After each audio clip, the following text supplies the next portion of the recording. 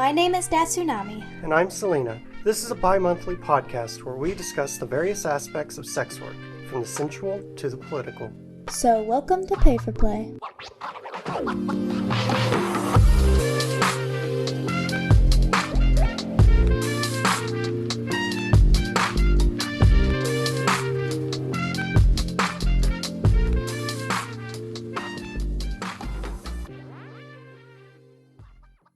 So, hi, my name is Selyna, and you are... Datsunami. And we're sex workers who... we're friends and we're sex workers, and I DM for them, and we had the idea of doing a podcast together about talking about sex worker stuff. Yes, friends first, sex worker second, as you'll find throughout these episodes, as we probably go on many tangents. But there's going to be a ton of tangents. So, how long have you been a sex worker? It's almost 2 years now. I started in February of 2019, close to when I was graduating high school, almost out. And I didn't really get super into it until about March of this year, actually. So I've been putting out regular content since then. And for me, this form of sex work, camming, by the way, this is what we do. I started it a little after I started transitioning, so it's been less than a year. And unfortunately for me, dysphoria is a big thing. Also, the discomfort of using certain slurs for myself. So, but I've been doing it for about a year. I haven't been doing it super seriously, but I enjoy it, and I plan on doing it a lot more. When dysphoria is not as big of a thing. That's something I definitely think we'll get into in another episode too, is the struggles that you have to deal with during sex work, not only with like a dysphoria or discomfort with your own body, but also the things that you have to say that a lot of people would consider demeaning that sells. Yeah, no, I will call myself the T slur. I don't like it when everyone else does. So. And a lot of people will assume, because of course, I'm sure a lot of people who do commission work of any kind, customers tend to be a little more over boundaries than they think sometimes. So a lot of people think if you call yourself something, that means they can as well. There's a lot of kind of lines that you have to work on drawing in this form of work, which I'm sure we'll also get into. We have a ton of content. But for today...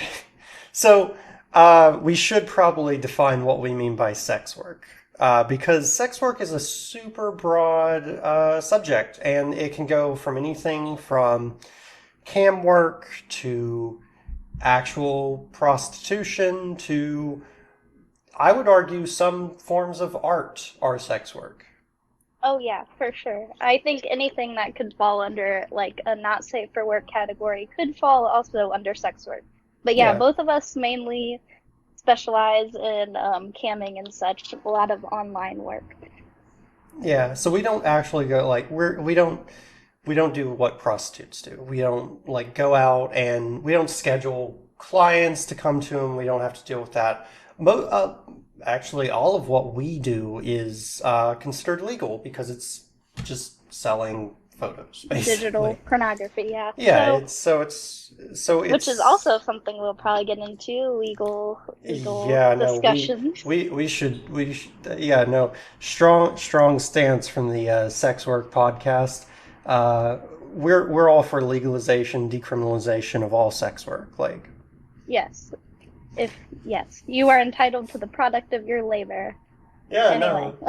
No. If you want to go have sex for money, go have sex for money. It's not my business. But even with our expertise being limited to a lot of online things, we do have some plans in the future to have people on who have a little bit more experience in the IRL side of this sex work.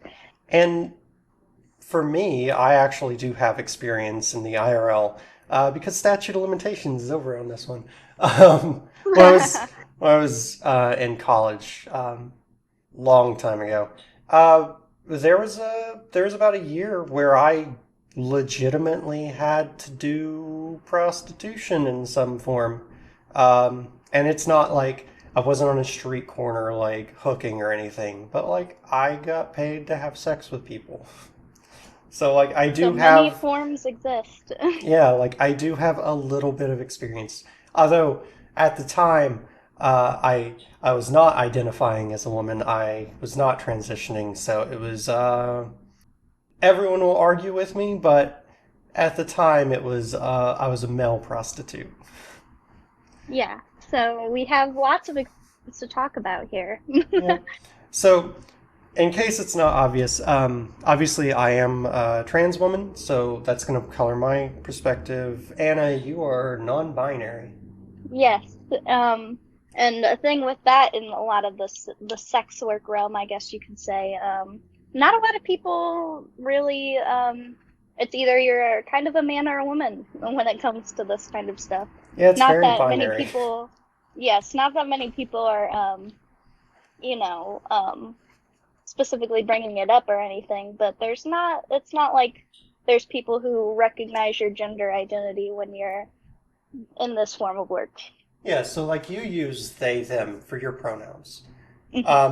And I know that you don't really like people using she for your pronouns, but I imagine you have to deal with that all the time. So, Oh yeah, it doesn't apply when it comes to my work. It's just, yep, I'm a female. Apparently, it's just, and it's fine. I work with it because that's what you do when you have to make money to work. Yay, capitalism. But that is something people have to deal with.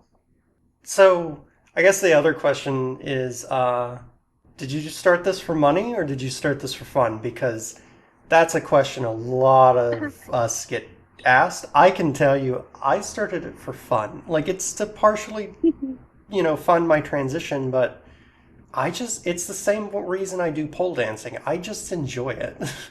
Yeah, I definitely do enjoy it. I'm trying to think when I started, I mean, it started with simple conversations with people who've done this before. Like, I didn't start out like I did now on OnlyFans or ManyVids or anything big like that. It started, like personal, like on dating sites and just asking people what they wanted and I get money for it. And I just was like, wow, if I can make like $700 for one personal exchange, I mean, what could I do if I made something that I am perfectly comfortable with using my free time doing to pay my bills, and it worked out. And now I mean, being your own manager is probably the best part of that.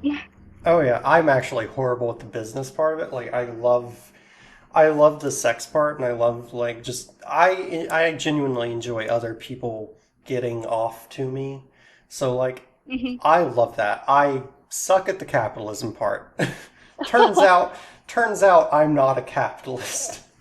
We will probably have an episode also on advice on how to start your own stuff, because I have been asked quite a few times. I'm not sure why me, because I am but a humble sex worker. I I don't am know, not you're very so much better at very it than me. I am not very big or anything, but I have been asked for my advice on how to start these things. So we could probably make an episode about that in the future. Yeah. So I'm poly, so I don't have this issue. Uh, your partner is super supportive of you. Yeah, that's definitely something you have to take in consideration when you're doing sex work is who are you dating and what are they okay with? But yeah, Alex since the very beginning has been super supportive, really okay with it, and has helped me a lot of times actually. So that's an awesome thing to have. I think a lot of sex workers probably face a lot of issues with their relationships regarding what they do, but Alex is really, really supportive of me. Yeah, I remember specifically remember specifically him arguing on Twitter with someone like, yeah, if someone can go suck a dick for $500, why would you not do that? That sounds like a good investment. And then he texted me, please don't stop being a sex worker. I love it. Oh, he's so sweet. I know. But yeah, I mean, I know, I wish a lot of sex workers didn't have to go through with something like that, but in society, when there's a majority of people who aren't okay with it, then obviously your partner pool is a little smaller. Yeah. For me, it's even smaller because trans woman too. So it's like, oh, well, fuck. Well, great, you're a phobe, all right. Yeah, basically. Um, Potential partner? Nope. Oh, transphobe. yeah. Sad face.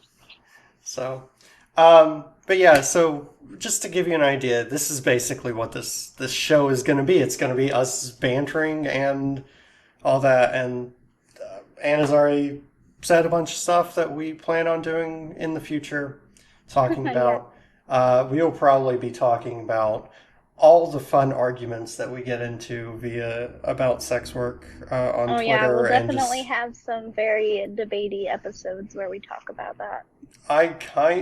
part of me really wants to just dedicate one of them to having someone who's anti-sex work on and just ripping into them, but that's just me. The headache that will ensue. But yeah, I Yeah. mean, we've got most of this was us, our intro to ourselves and what this will be about. Um, quick question. hmm What's the hardest part about being a sex worker for you? Making myself do work.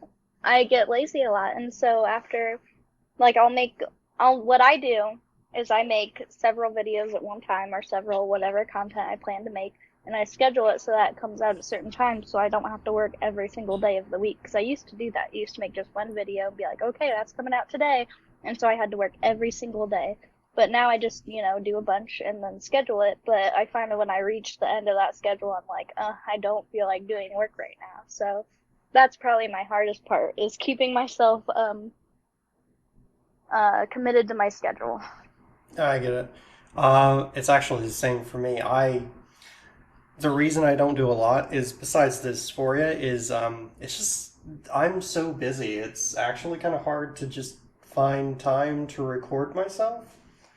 I mean, a So lot of the bigger sex workers are the people who dedicate all their time to this. Like that's their only job. So, yeah, and if I could do that, I mean, it still wouldn't be my only job because I have other stuff I like doing, but I'd love it if it was my primary one. Um, hmm the way I've kind of worked around that is because I have multiple partners, I send each of my partners or them as a group various photos like almost every day. Um, so I just take that and I put them on OnlyFans, and that's kind of like, hey, do you want to see what I send my partners? Like, this is the stuff I'm comfortable sending my partners. So it's probably the most private you're gonna get. yeah, and you're already doing it, so it's like you've already got the pictures, just upload Yeah, my problem is I just need to get better at uploading. So small things. it. I might take your idea of doing all the work in like a day and then scheduling it over time. Because Because most of my videos are only 10 minutes long, so that's like what, maybe an hour, half an hour of my time yeah, to get a few that pumped out. we'll go into how you price them and all that later. Because Yeah, that'll be in our how to start up video. yeah.